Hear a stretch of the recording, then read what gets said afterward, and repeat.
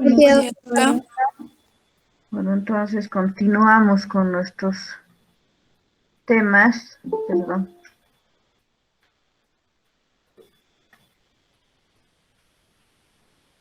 Y vamos a...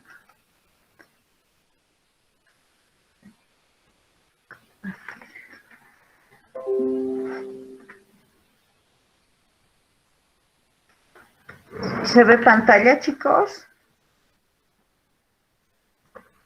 Sí, doctora. Sí, doctora. Buen día. Buen día, chicos. Entonces vamos a hablar prácticamente, y hemos tratado todo lo que es embarazo, y vamos a hablar sobre el parto. Para hablar de parto tenemos que hablar de muchas cosas, y vamos a empezar primero recordando qué es el embarazo. El embarazo también es denominado gestación, y nosotros vamos a clasificar, el embarazo entonces se inicia desde el momento en el que el óvulo es fecundado por el espermatozoide hasta el momento en que se produce el parto, es decir, la expulsión del producto de la gestación. Y el embarazo en cualquier momento determinado puede llegar a complicarse. Es lo que consideramos un factor de riesgo. Y podemos clasificar ese factor de riesgo en factor de bajo riesgo o factor de alto riesgo. Entonces, el factor de riesgo definimos como la posibilidad que tiene tanto la madre, su hijo o ambos de enfermar en cualquier momento del embarazo, ya sea durante o después. De acuerdo a esta posibilidad, nosotros hablamos de bajo riesgo, es la poca probabilidad que tiene la mujer de enfermar, y alto riesgo cuando tiene gran probabilidad la madre o el hijo de enfermar. Aquí nosotros, para clasificar en factores de alto o bajo riesgo, debemos ver qué patologías nos pueden llevar a esta clasificación. La edad es un factor importante. Las pacientes mayores de 35 años que se han embarazado por primera vez ya tienen un riesgo obstétrico. Pacientes que han sido sometidas a más de 2 cesáreas tienen un factor de riesgo. Pacientes multíparas, más de 5 hijos, tienen un factor de riesgo. Entonces, sumados estos 3 factores, ya nos indican que mi paciente tiene un alto riesgo de padecer cualquier complicación durante su embarazo. Y parto, como ya habíamos mencionado, es el fenómeno fisiológico por el cual se va a expulsar el producto de la concepción o feto y posteriormente a la placenta y a sus anexos, es decir, el cordón umbilical y las membranas. Y el parto se produce gracias a las contracciones que son capaces de provocar, en primer lugar, la maduración del cuello, posteriormente su dilatación y la expulsión del feto.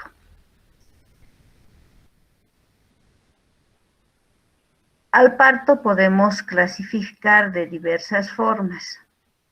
Según la edad gestacional, vamos a clasificar en embarazo o parto pretérmino, aquel que se produce después de las 20 semanas de gestación y hasta las 37 semanas.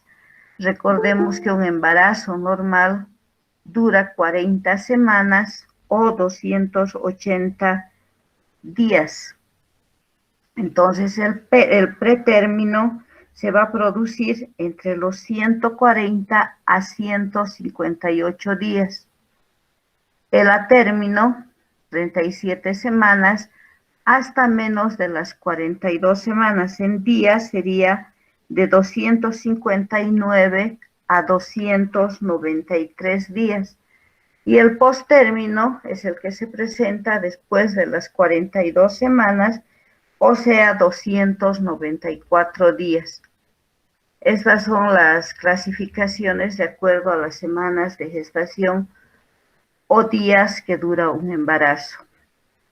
Según su inicio al parto, podemos clasificar en espontáneo, es decir, natural, en que no interviene para nada la mano del hombre. Dejamos que esa expulsión del feto se lleve de acuerdo a las horas establecidas, no intervenimos para nada. Y el inducido provocado es el que nosotros vamos a iniciar mediante sustancias o medicamentos que nos van a favorecer el inicio de las contracciones, y podemos inducir o provocar mediante los medicamentos que ustedes ya conocen, como la indometacina, las prostaglandinas. Nosotros estamos provocando la aparición de contracciones y posteriormente se lleva a cabo todo el proceso de parto. Según su presentación, el parto puede ser cefálico, que se presenta en el 97% de los casos, o podálico, también conocido con el nombre de pelviano, que se presenta en un 3% de los casos. Según su evolución, entonces el parto también se va a clasificar en vaginal, es decir, un parto que es expulsado a través de la vagina, o abdominal mediante la cesárea. Y la duración también es importante. Vamos a clasificar en parto normal cuando tiene una evolución de 6 a 12 horas en una paciente precipitado, es decir, que su trabajo de parto va a ser menor a 3 horas, o prolongado cuando es mayor a 18 horas.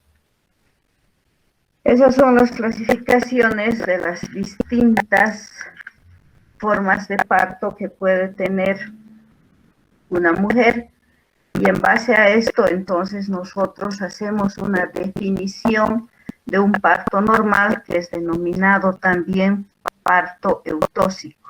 Parto normal o eutóxico significan entonces lo mismo, y es aquel parto que se va a desencadenar cuando el feto ya se encuentra a término, es un solo feto y está en presentación cefálica.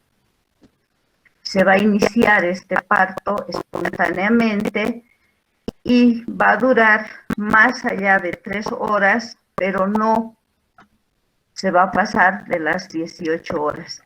Entonces, todas esas condiciones son importantes para definir un parto eutóxico o normal. En el parto intervienen diferentes factores, los que conocemos como el conducto del parto. El conducto de parto, chicos, ¿a qué se referirá?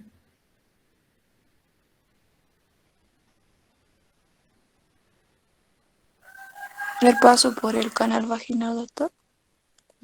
El conducto del parto es la pelvis materna por la que tiene que atravesar el feto, ¿está bien? El objeto del parto.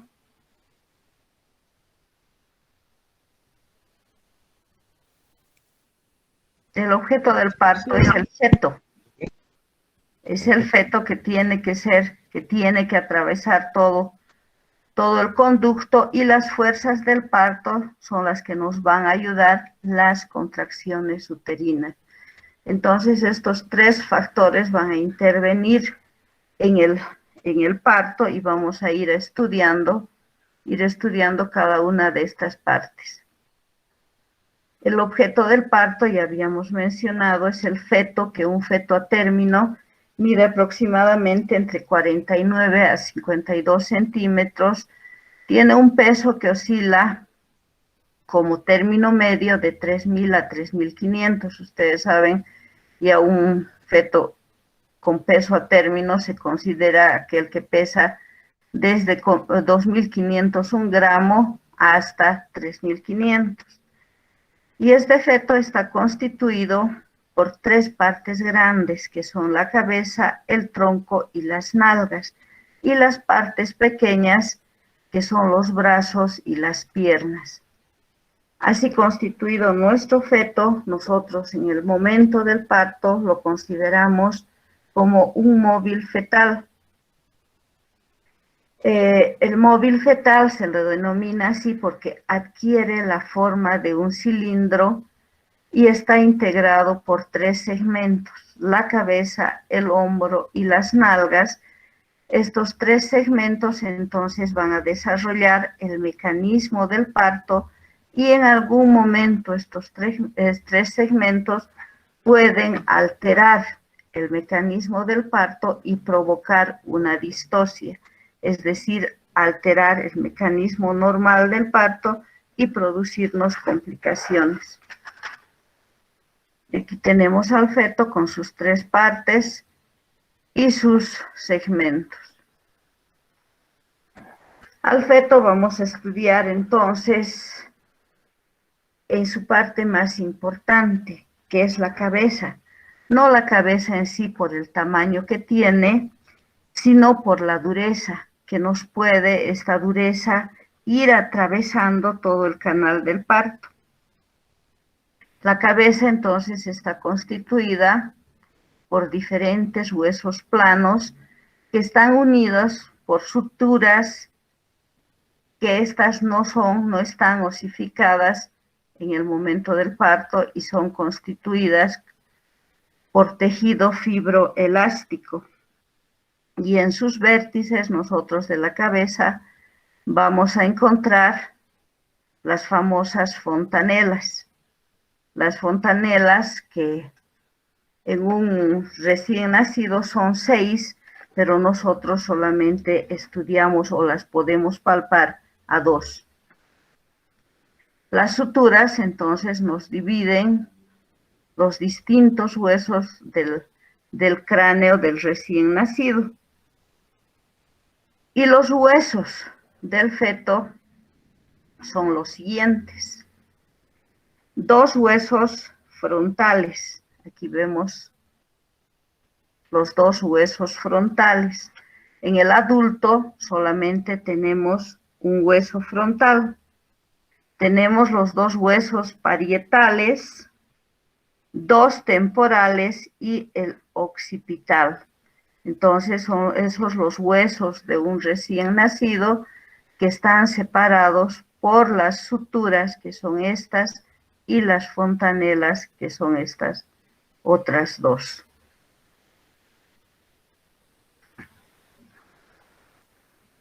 Es importante conocer también que los huesos del cráneo son estructuras blandas y maleables, que en el momento del parto pueden cambiar de forma y atravesar el canal. Este proceso por el que van a cambiar de forma y prácticamente los huesos se van a poner uno sobre otro es un fenómeno plástico que se conoce como moldeado. Como moldeado, lo que va a hacer que la forma del cráneo se modifique para atravesar nuevamente el canal del parto. Ustedes ven cómo los distintos huesos hacen que varíe la forma del cráneo, que eso va a volver a la normalidad una vez, unas horas después de que se ha producido el nacimiento del feto. ¿Y cuáles son las suturas que nosotros vamos a encontrar en el cráneo del feto? La más importante es la sutura sagital. La sutura sagital, que se extiende, es la más larga, desde la fontanela anterior hasta la fontanela posterior. Es esta. Está a nivel de los huesos parietales.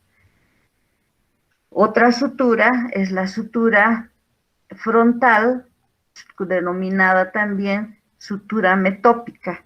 Esta nos sirve, o se encuentra, al medio de los 2 huesos frontales, entonces por eso su nombre de interfrontal. Otra sutura muy importante es la sutura frontal o coronaria. Es una sutura transversal que separa los huesos frontales de los parietales, la sutura coronaria. Y tenemos la última sutura, la sutura parieto-occipital o sutura landoidea, que es la que se encuentra entre los parietales y el hueso occipital. Entonces, de merced a estas suturas, estos huesos en cualquier momento del parto, como había mencionado, van a poder cabalgar, disminuyen con esto el diámetro de su cabeza o de su cráneo y pueden atravesar sin ningún problema el canal del parto. Y las fontanelas que habíamos mencionado son dos. Entonces, la fontanela mayor, conocida con el nombre de bregmática, y también en términos comunes conocen con el nombre de mollera. De mollera, que tiene una forma de un rombo y mide aproximadamente 3 a 4 centímetros de longitud y está constituida por la sutura sagital, coronaria y la metópica. Ustedes han escuchado hablar de estas fontanelas, chicos. ¿Qué fin tendrán el no estar osificadas?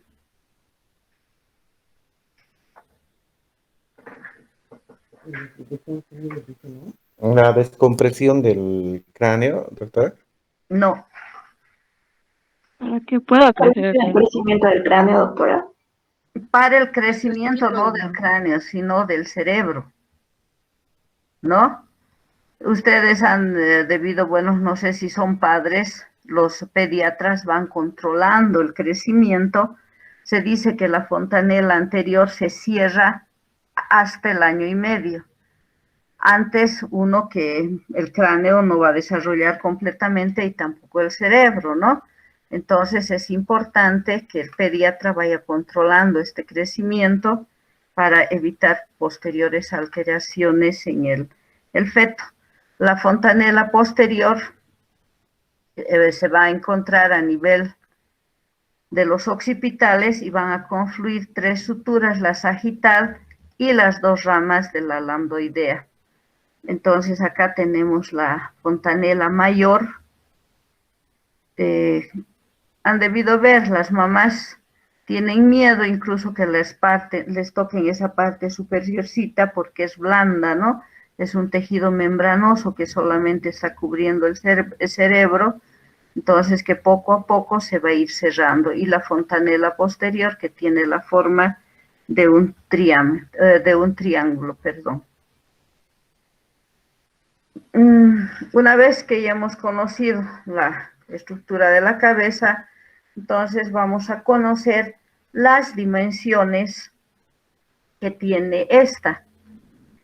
Entonces vamos a conocer los diámetros anteroposteriores, los diámetros transversos, que en determinado momento del parto se van a ir a colocar también a los diámetros de la pelvis materna. Y es así que tenemos los diámetros anteroposteriores. El suboccipito bregmático mide 9.5 centímetros y se dirige desde el occipucio, que es la parte más elevada del occipital, hasta el centro de la fontanela mayor o bregmática, por eso su nombre. El diámetro anteroposterior denominado occipito frontal mide 12 centímetros y se dirige desde la punta de la nariz hasta el punto situado en el medio de hasta el punto más distante del occipital y mide 12 centímetros. Su nombre nos indica de dónde a dónde va El diámetro sincípito mentoniano es el más grande, mide 13.5 centímetros y se dirige desde el mentón hasta un punto situado en el medio de la sutura sagital. El diámetro submento bregmático es el de menores dimensiones y se dirige desde la unión de la parte inferior del mentón hasta la fontanela mayor, o sea, hasta el bregma.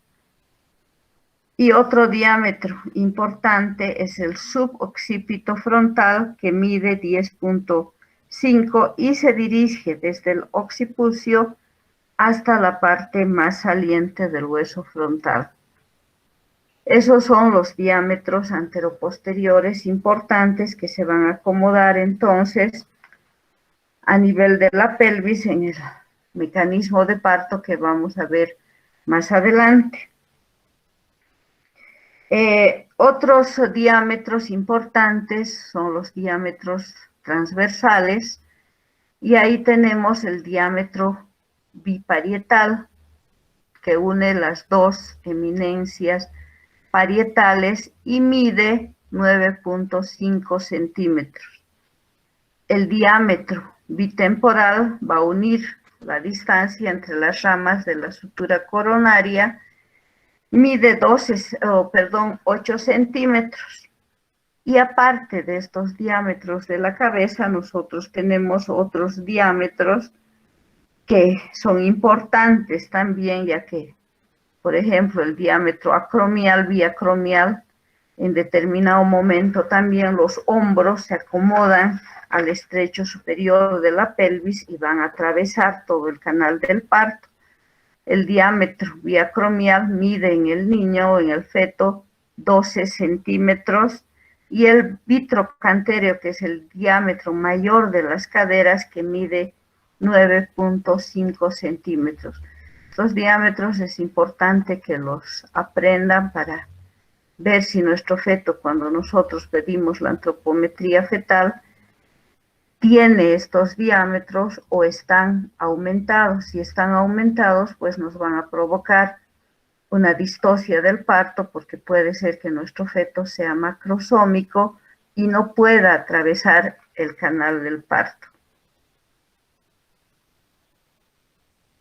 Entonces, estos son los diámetros, el diámetro biacromial, y tiene un diámetro total, si nosotros rodeamos toda la circunferencia del feto, de 35 centímetros, y el vitrocantéreo de 27 centímetros. Normalmente la circunferencia de nuestro feto también mide aproximadamente entre 35 a 36 centímetros. Esto no, chicos, que vamos a llevar posteriormente. Hemos estudiado entonces al feto, hemos estudiado lo que son los huesos por el que está compuesto su cráneo. A diferencia del adulto, volvemos a repetir, tiene el frontal no osificado, por lo que tiene dos huesos frontales. Posteriormente, nuestro feto, cuando ya ha cumplido las 40 semanas de gestación, en cualquier momento del parto puede producirse su expulsión y debe atravesar el canal del parto. El canal del parto es considerado como un cilindro que está formado por la pelvis materna y el canal blando, es decir, el suelo de la pelvis, que es una estructura músculo-aponeurótica que en el determinado momento se va a elongar, se va a dilatar. La pelvis ósea, ustedes saben bien, está constituida por 4 huesos importantes, los 2 coxales, el sacro y el coxis. La pelvis ósea está dividida en 2 porciones por la línea innominada, que divide en la pelvis mayor y en la pelvis menor. La pelvis menor es la que tiene importancia en el momento del trabajo de parto. Y la pelvis menor está constituida por un estrecho superior, que es la entrada de la pelvis, el momento en que tiene que ingresar la cabeza, entonces es el estrecho superior, la excavación, que es conocida como estrecho medio, y un plano de salida, que es el estrecho inferior. Aquí tenemos la pelvis, entonces, con su estrecho superior, la excavación y el plano de salida. En el estrecho superior, nosotros también vamos a encontrar diversos diámetros, por los que les decía, se tiene que acomodar la cabeza del feto para atravesar. El diámetro del estrecho superior, ya han leído, está formado por el promontorio, los alerones del sacro, las articulaciones sacroiliacas y las ramas horizontales del pubis.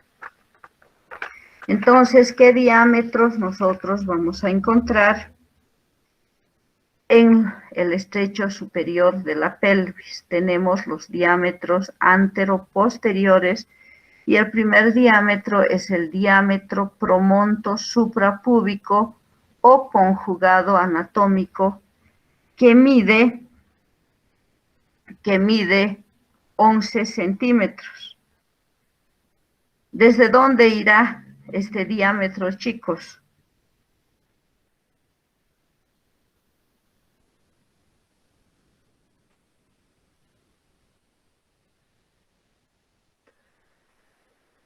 A ver, cualquiera.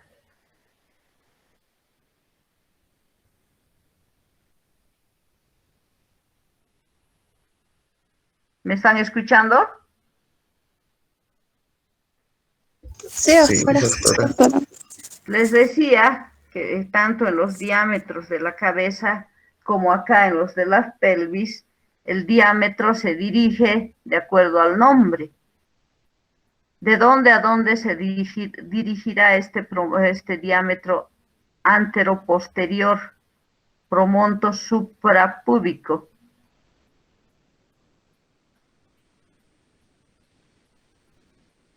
Desde el promontorio hasta el borde superior de la sínfisis del pubis, de ahí su nombre. El retropúbico, promonto retropúbico, desde el promontorio a la parte posterior del pubis, que es denominado también culmen retropubiano. Este diámetro es el más importante de la pelvis, es denominado conjugado obstétrico, y mide 10 centímetros, 10.5 centímetros. Este diámetro nos interesa, ya que gracias a este diámetro podemos hablar si nuestra pelvis es normal o es estrecha. Y gracias nuevamente a este diámetro, entonces dividimos la pelvis de acuerdo a la estrechez en grados. El grado 1 significa cuando la dimensión de este diámetro oscila entre 10 a 10.5 centímetros, menor a 10.5, ¿no? El grado 2, la pelvis mide de 9.5 a 10, y el grado 3, cuando este diámetro, es inferior a 9.5. El grado 1 no nos va a demostrar ninguna alteración en el momento del parto, pero sí el grado 2 y 3, en el que ya no puede atravesar nuestro feto.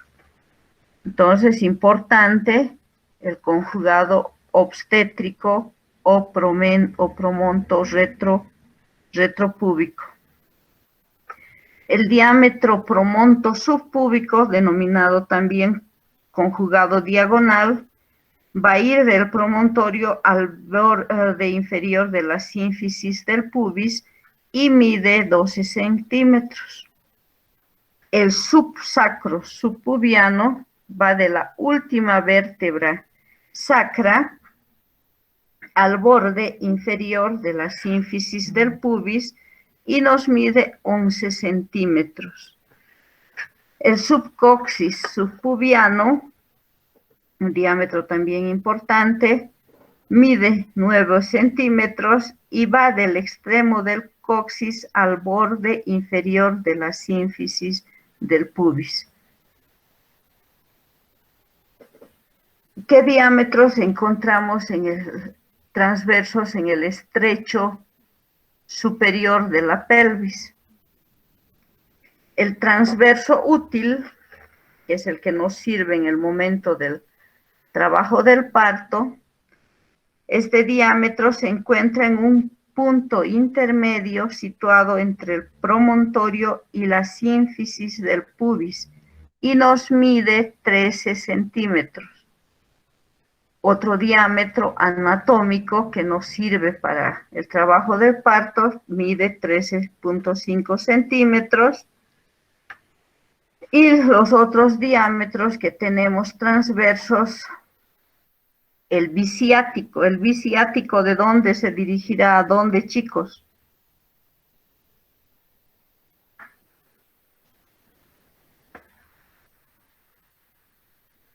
De una espina ciática a la siguiente.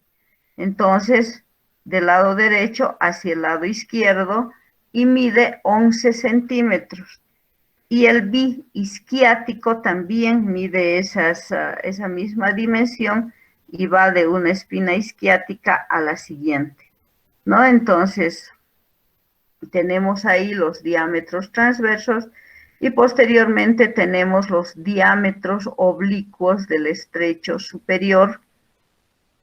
El izquierdo, que se dirige de la eminencia ileopectínea izquierda hasta la sincodrosis sacroiliaca del lado opuesto, o sea, hacia el lado derecho, mide 12.5 centímetros, y el derecho, que se inicia de la eminencia iliopectínea derecha y se dirige hacia la eminencia sacroiliaca del lado opuesto. Esto ustedes han llevado en anatomía, saben mejor que yo, entonces solamente es que repasen los diámetros de la pelvis.